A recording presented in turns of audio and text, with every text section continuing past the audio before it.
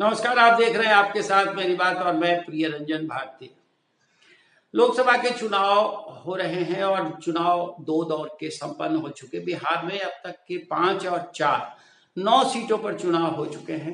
इसमें सबसे अधिक नुकसान अगर दिख रहा है तो जनता दल यू को दिख रहा है। जनता दल यू जितना अधिक सीटें उन्हें मिल गई, एनडीए गठबंधन में 16 सीटें जनता दल यू को दी गई हैं और मैं पहले से ही ये बात आपसे साझा कर रहा हूं कि जनता दल यू को 16 सीटें देकर के भारतीय जनता पार्टी ने कम से कम अपने साथ एक बड़ा नुकसान किया है।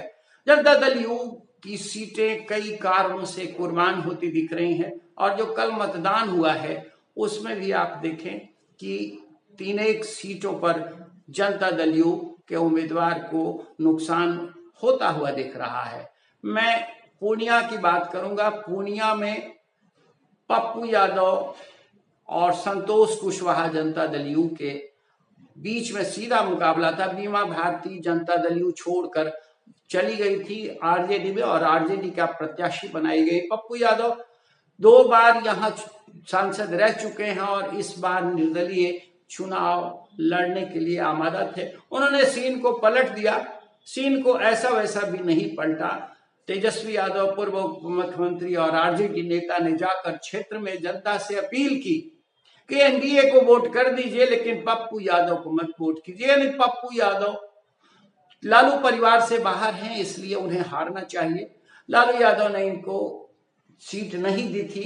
कांग्रेस आखिर तक काफी परेशान रही कि ये सीट उसके पास खाते में मिल जाए, लेकिन बीमा भारती को उम्मीदवार बनाया गया था और बीमा भारती के लिए तेजस्वी यादव ने वहां क्षेत्र में जाकर के ये बात तक कही।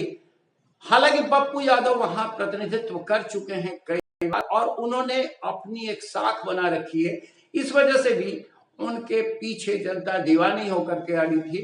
पप्पू यादव ने सीन को पलटा है।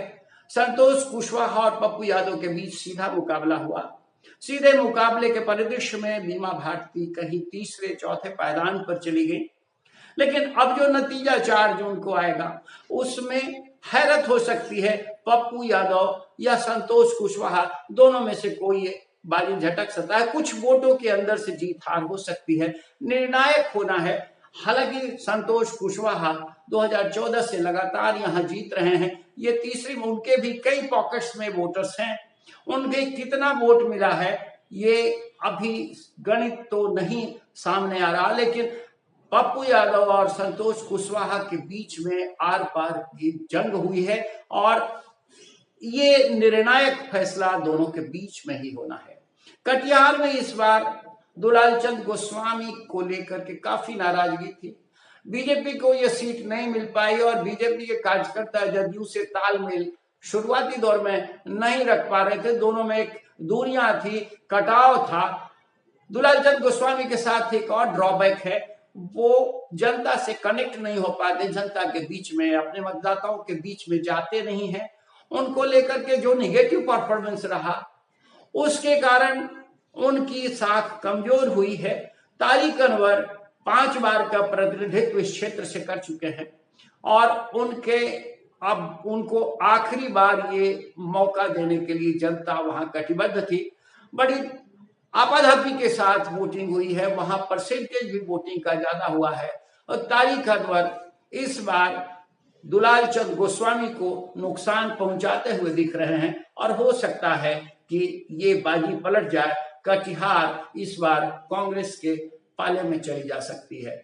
हालांकि कटिहार देने के लिए मूड में लालू यादव नहीं थे, लेकिन आखिरकार तारिक अनवर के लिए सीट दी और तारिक अनवर ने अपील की कि ये उनके जीवन का आखिरी चुनाव होगा।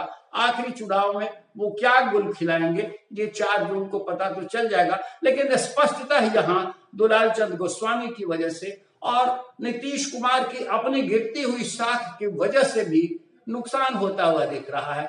बगल की सीट किशनगंज जो 65 से 70% मुस्लिम आबादी वाली सीट है, यहाँ भी मोहम्मद जावेद कांग्रेस के प्रत्याशी हैं और जनता दल यू के उम्मीदवार को बहुत अधिक उत्साहवर्धक ढंग से लोगों ने अपने सिर माथे नहीं बिठाया है। उनको वोटों का प्रतिशत हालांकि यहाँ वोटों का प्रतिशत अधिक गया है। कड़ी धूप में भी, जो जुमे के दिन भी लोगों ने निकट करके खूब वोट किया और ये वोटों का रुझान बता रहा है कि कांग्रेस के प्रति लोगों का आकर्षण ज्यादा है। यहाँ भी जनता दल यू को नुकसान होता हुआ दिख रहा है।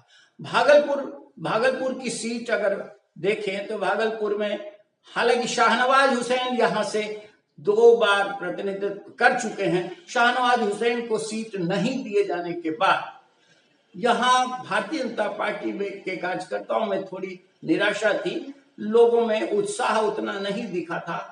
उनका अजय मंडल जो प्रत्याशी हैं भारतीय जनता दल यू के, उनकी साख और उनकी अपनी जनता में पकड़ को लेकर के भी उतना उत्साहवर्धक माहौल नहीं देखा गया। इस वजह से वहां जो कांग्रेस के प्रत्याशी तर्रार विधायक अजीत शर्मा को कांग्रेस ने प्रत्याशी बनाया, उनके बीच में सीधी जंग हुई है।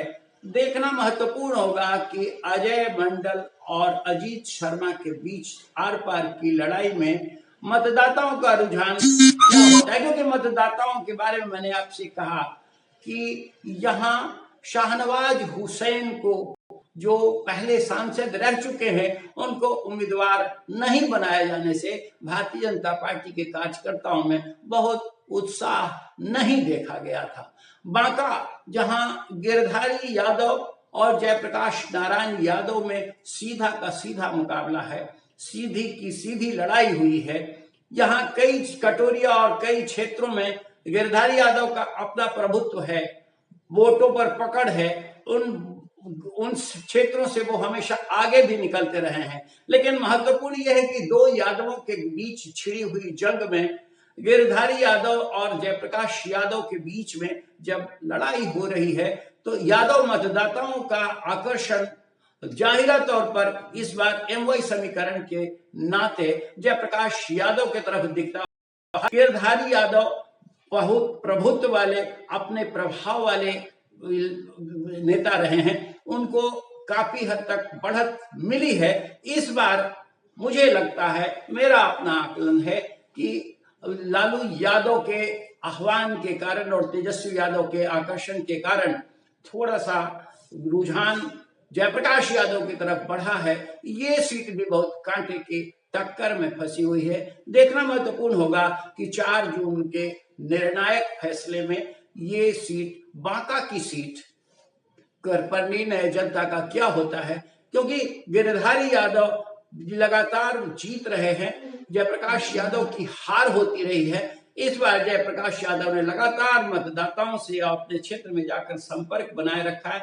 उनके काम की बदौलत जनता उन्हें रिटर्न देने के मूड में थी और हो सकता है कि जब चुनाव का फैसला आए, मतदाताओं के वोट के नतीजे सामने आए तो बाजी पलट सकती है। इससे पहले जो 4 सीटों पर चुनाव हो चुके हैं पहले दौर में, उन सीटों में भी कई सीटों पर लोगों को आशंका है कि एनडीए गठबंधन को नुकसान हो सकता है। सबसे ज्यादा लड़ाई मानी गई थी कि वो नवादा में और गया की सीट पर हुई है। अब परिदृश्य क्या निकल कर आता है ये महत्वपूर्ण है, लेकिन ओवरऑल जिस तरह से पूरे बिहार में जदयू को 16 सीटें देकर भारतीय जनता पार्टी ने कई ऐसे उम्मीदवारों को मैदान में उतरने का अवसर दे दिया जिन्हें लेकर जनता में उत्साह नहीं था, जो काफी डल थे, जिनकी परफॉर्मेंस काफी नकारात्मक रही है।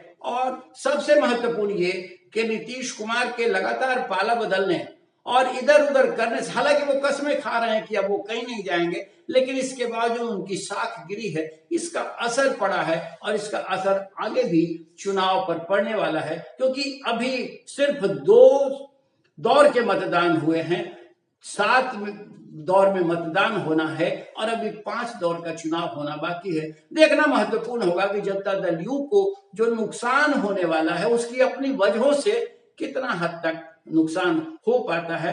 मुझे ये लगता है कि इस बार के नतीजे बिहार में वैसे नहीं रहेंगे जितना अनुमान किया जा रहा था। 40 की 40 सीटें तो कतई नहीं मिलने वाली हैं। अब इसमें जनता दल यू को कितना नुकसान होता है ये देखना महत्वपूर्ण होगा। हालांकि ये बात भी महत्वपूर्ण है कि एनडीए के दूसरे घटक दलों में उतनी कमी नहीं आती दिख रही है। कम से कम भारतीय जनता पार्टी की सीटों का नुकसान होता नहीं दिख रहा है। नतीजे जब आएंगे तो शायद भारतीय जनता पार्टी नेतृत्व ये सोचने के लिए बाध्य होगा कि नीतीश कुमार के साथ रहने से उसे फायदा कम नुकसान अधिक हुआ है। अब देखें 4 जून के नतीजों के बाद क्या निष्कर्ष निकल कर आता है, तब हम विश्लेषण करेंगे। आज के अंक में बस इतना ही। हम आपसे निवेदन करेंगे हमारे चैनल को आप सब्सक्राइब करें, हमारे वीडियोस को लाइक करें और बने रहें हमारे साथ। फिर हम मिलते हैं, देखते रहिए आपके साथ मेरी बात। नमस्कार।